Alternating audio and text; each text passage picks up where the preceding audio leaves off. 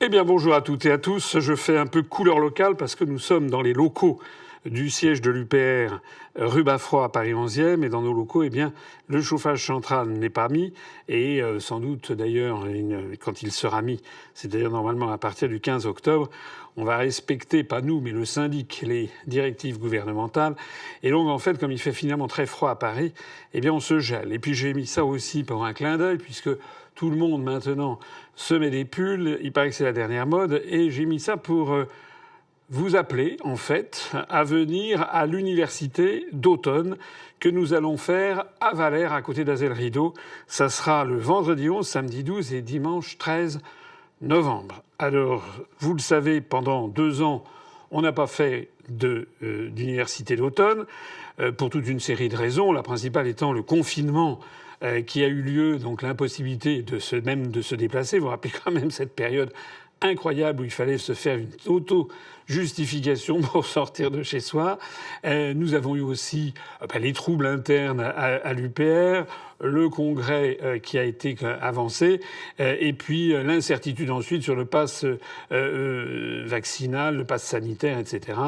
Donc tout ceci a fait que les années 2020 et 2021 ont été des années sans université. Mais beaucoup d'entre vous nous la réclamaient. Moi, le premier. Moi, j'aime bien cette période de l'année où on se retrouve tous ensemble. Alors, c'est avec une grande joie que, eh bien, nous avons réussi à retrouver des bonnes dates qui seront donc celles que je viens de dire. À Valère. Valère, c'est à côté d'Azel-Rideau. C'est là qu'on avait déjà fait l'université de 2018 et 2019. Et comme il est probable d'ailleurs que les prix de l'énergie seront d'ici le mois de novembre, auront très fortement augmenté et qu'il y aura des coupes, eh bien, il faudra qu'on vienne tous avec un pull. Un pull. J'ai essayé d'avoir un pull plutôt marron glacé que kaki à la Zelensky. Personnellement, j'ai horreur des cols roulés. On verra, ceux qui portent un col roulé seront suspects de dévotion à Bruno Le Maire. Bon, je plaisante. Le vendredi 11 novembre, c'est réservé aux membres du Bureau national et du Conseil national. Donc ça n'est pas ouvert au grand public. C'est comme traditionnellement on le fait. Alors c'est un jour férié, mais justement c'est un jour férié où souvent les gens ne savent pas très bien quoi faire. Donc c'est assez bien. C'est en dehors des vacances scolaires de toutes les zones. Et donc on aura notre réunion du bureau politique et du Conseil national le vendredi soir qui se clôturera comme d'habitude par un dîner. Et puis alors, la grande journée, vous le savez, c'est le lendemain, le samedi. Le samedi, on commencera à partir de 8 heures du matin. Il y aura l'ouverture de la cafétéria où vous pourrez prendre un café, un croissant. Et puis surtout, vous rencontrez des adhérents, des sympathisants venus de toute la France, en fait, et parfois même de l'outre-mer et parfois même de l'étranger. Donc c'est un grand moment de convivialité. À partir de 9 heures, on ouvrira les portes de la très grande salle. Et à 9h30, eh bien, on commencera par la première table ronde qui portera sur le sujet justement de l'énergie et de notre économie, de notre niveau de vie, c'est-à-dire jusqu'où on va dégringoler. Alors, je ne vous donne pas encore la liste des personnalités qui seront présentes, parce qu'on a approché plusieurs personnalités. Il y aura, comme les autres années, certainement, des personnalités qui vous intéresseront et qui donneront à ces débats une haute tenue comme nous le souhaitons. Donc ça ouvrira vers 9h30, avec les délais qui sont toujours un peu incompressibles. On commencera sans doute cette table ronde vers 10h moins le quart, qui nous mènera à peu près vers midi et quart, midi et demi. Ensuite, il y aura, comme d'habitude, le déjeuner avec tout le monde. On est dans des locaux, ceux qui connaissent savent que c'est très bien organisé sur place. Donc il y aura un déjeuner pour ceux qui veulent faire des économies, parce que malheureusement, eh bien les prix ont augmenté par rapport à il y a 2 ans, comme partout. Ceux qui veulent faire des économies ou ceux qui veulent faire un régime, l'un n'excluant pas l'autre, pourront d'ailleurs acheter des encas, des sandwichs dans un endroit approprié pour ça, et donc ça ne sera pas le déjeuner assis. Ensuite, l'après-midi, à 14h30, nous aurons la deuxième table ronde qui sera certainement tout à fait intéressante, au moins autant que celle du matin. Cette deuxième table ronde, comme vous l'imaginez, portera non pas sur les questions d'économie et d'énergie au niveau mondial, mais portera sur la situation de de la guerre entre, non pas l'Ukraine et la Russie, mais ce qui est désormais la guerre entre les États-Unis, l'Union européenne, l'OTAN et la France d'un côté, et la Russie de l'autre. Alors on fera le point avec différentes personnalités dont je vous tiendrai au courant quand nous aurons eu leur accord. Voilà. Comme vous le savez également, après cette deuxième table ronde, ça nous mènera aux alentours de 17h, eh bien il y aura une petite pause, un petit entracte, et ensuite je ferai le discours de rentrée politique de l'UPR et je dirai comment nous voyons la situation politique pour l'année 2023. Puis il y aura un dîner, le dîner un petit peu festif du samedi soir. Pareil, ceux qui le souhaitent pourront ne pas y participer, mais sinon tout le monde est le bienvenu. Quand je dis tout le monde, c'est que pour l'ensemble de toutes ces opérations, on peut être adhérent ou non adhérent ou simple sympathisant. Simplement, ce qu'il faut savoir, c'est que comme les autres années, nous avons un tarif différencié selon que les adhérents sont à jour de cotisation ou selon qu'ils ne le sont pas. C'est pour ça que je vous conseille, si vous voulez venir, de mettre à jour vos cotisations, puisque les cotisations seront vérifiées de toute façon au moment de l'inscription en ligne. Et puis alors, après ce dîner, il y aura, je renoue avec cette tradition qui a été un petit peu critiquée ici ou là, mais qui est une tradition qui fait beaucoup plaisir aux gens et qui accessoirement est un moment festif, un moment historique, un moment où on peut rigoler entre nous. C'est-à-dire, il y aura une tombola avec votre serviteur, avec des lots que j'aurai, comme les années antérieures, personnellement choisis. Des lots historiques, des lots émouvants, des lots parfois esthétiques, très beaux, des lots culturels.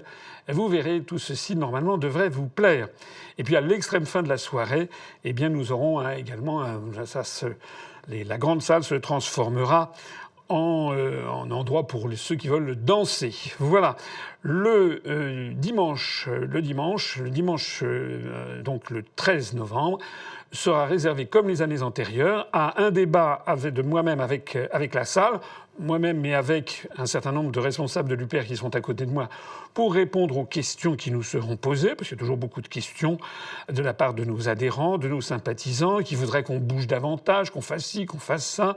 Nous, on voudrait que de leur côté, ils fassent ci, ils fassent ça. Donc c'est le grand moment pour essayer de se mettre un petit peu en ordre de bataille pour les mois qui arrivent, les mois de 2023, et pour la situation qui ne cesse de se dégrader en définitive.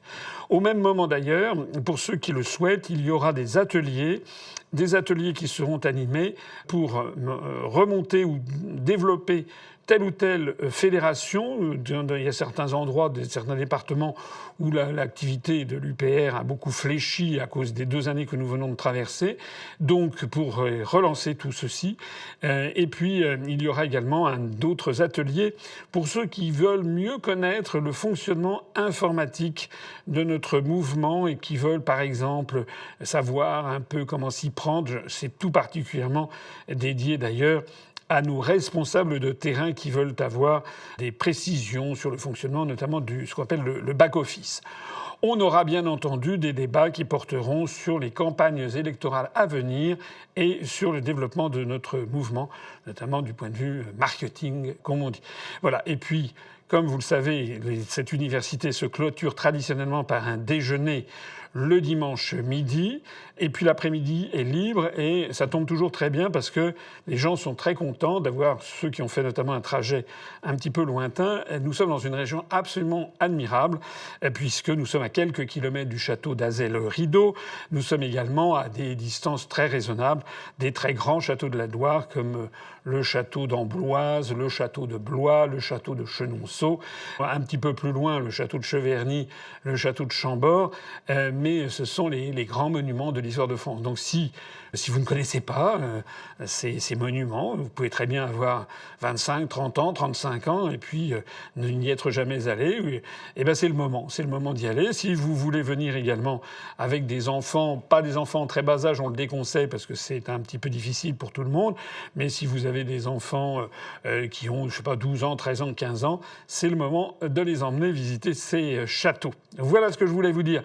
Alors, c'est en ligne maintenant sur notre site, il faut y aller. Je vous conseille quand même de faire vos réservations le plus vite possible. D'une part parce que la salle n'est pas extensible, elle ne peut contenir qu'environ 1000 à 1100 personnes. On a eu une fois 1100 personnes, mais ça débordait à l'extérieur. Bon, là, on ne sait pas combien il y aura de personnes, mais je pense, compte tenu du développement de notre mouvement en ce moment sur Internet, qui est très très rapide, compte tenu aussi du fait que les adhésions et les cotisations, après avoir beaucoup fléchi en 2020-2021, ont redémarré très très fort, eh bien, je ne sais pas, mais je vous conseille quand même de réserver vos places quand même assez vite, même le plus vite possible. En plus, nous aurons, je l'espère, cette année, comme les années antérieures et peut-être mieux que les années antérieures, je pense qu'on va avoir des personnalités vraiment qui vont intéresser par leurs interventions. Voilà. Donc n'hésitez pas surtout à prendre vos réservations au plus vite et accessoirement à faire bien sûr votre don ou vos cotisations. Vous pouvez aussi adhérer pour bénéficier des réductions. Je pense en particulier aux adhésions qui sont les moins chères, à 10 € pour les étudiants et les personnes à très faible revenu, au minimum vieillesse. Ces personnes ont intérêt à adhérer parce que ça leur coûtera moins cher que de payer le prix fort si elles ne sont pas adhérentes. Voilà ce que je voulais vous dire. Un dernier mot également, c'est pour vous signaler qu'il y aura une boutique qui vendra beaucoup de produits de l'UPR, dont certains d'ailleurs nouveaux, vendra notre champagne, vendra les goodies, comme on dit en européiste, c'est-à-dire les cravates, les stylos, les savons d'Alep, les choses que vous connaissez, les épinglettes, voilà, et puis d'autres nouveautés qui seront là. Et puis encore une fois, ça va vous permettre de vous faire connaître, de rencontrer votre délégué de département, de rencontrer éventuellement d'autres personnes de votre département. Et puis c'est quand même vraiment formidable. Tous les gens qui sont venus à notre université ont toujours dit, c'est vraiment formidable de se sentir dans un milieu ami, dans un milieu où on a 800, 900, 1000 personnes qui pensent à peu près la même chose, du moins sur les très grands sujets qui concernent la destinée, hélas, actuellement plutôt désastreuse de notre pays. Voilà, je voulais vous le dire parce que c'est également un message que j'adresse à toutes et tous. L'UPR est là et bien là. Ça fait 15 ans et demi que nous sommes là. Les événements de plus en plus nous donnent raison. J'aurai l'occasion d'en reparler longuement. Et donc c'est le moment de serrer les coudes et de tous se mobiliser pour la réussite de cette université qui témoigne de ce que notre mouvement, après un passage à vide et comme beaucoup de partis d'ailleurs, après la Covid, après les confinements, après les passes, mais aussi un passage à vide qui a été dû au fait que, comme vous le savez, j'ai été privé d'élections présidentielles. Ils ont voulu faire taire notre voix, mais comme ils ont voulu faire taire aussi la voix de la plupart de tous les candidats, en définitive, il n'y a pas eu de campagne et les Français sont profondément mécontents de la situation. Il nous appartient de leur apporter la seule véritable réponse au malheur de la France. On ne fait pas du Salvini, on ne fait pas du Tsipras, on ne fait pas du Meloni, on ne fait pas du Sébastien Kurz, etc. Nous, on sait, on dit, et on le dit depuis 15 ans, que la seule possibilité de sauver la France de l'ornière, c'est de se rassembler provisoirement au-dessus du clivage droite-gauche pour faire sortir la France de ces structures qui sont en train de l'entraîner à la ruine, l'Union européenne, l'euro et l'OTAN. Voilà, moi je serai présent sur place. Vous savez, moi je ne compte pas mon temps. D'ailleurs, je ne compte jamais mon temps, mais en particulier pendant cette université, je serai là pour signer des dédicaces, pour notamment on vous fera des petites offres spéciales et pour rencontrer tous ceux qui voudront me parler et qui voudront me glisser à l'oreille telle ou telle idée qui leur tient à cœur. Voilà ce que je voulais vous dire. Maintenant, vous prenez votre ordinateur et vous vous inscrivez. Voilà. Vive l'UPR, vive la République et vive la France.